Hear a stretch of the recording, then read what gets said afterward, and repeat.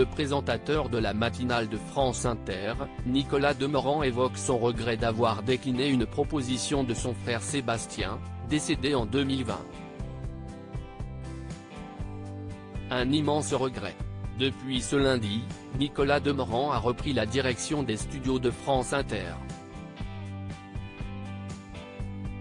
Depuis 2017, le journaliste de 52 ans présente effectivement la matinale de la station, en duo avec Léa Salamé. Un tandem visiblement très apprécié des auditeurs.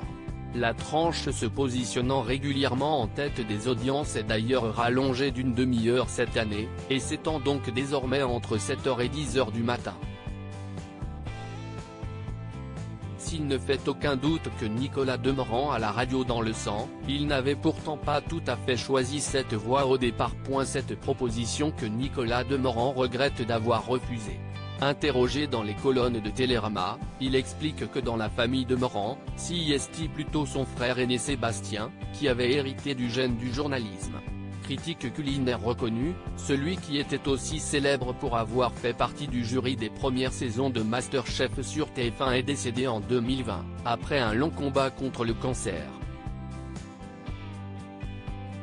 Le matinalier de France Inter révèle à nos confrères que Sébastien Demorand avait pourtant tenté de convaincre le cadet de le suivre dans ses aventures médiatiques. L'un de mes grands regrets est de ne pas l'avoir suivi quand il m'a dit « Viens, on fait l'école de journalisme ensemble ». Je voulais le laisser respirer. Il l'a faite seul, a été un excellent élève puis présentateur et reporté à Europe 1, confie aujourd'hui le complice de Léa Salamé. Nicolas Demorand évoque son frère Sébastien. « J'ai su après sa mort qu'il était fier de moi. Passé par Normal Sup, cet agrégé de lettres modernes, a donc d'abord été professeur, mais s'est rapidement intéressé à la radio. J'ai mené de front l'enseignement et mes premiers pas à France Culture », rappelle-t-il à nos confrères.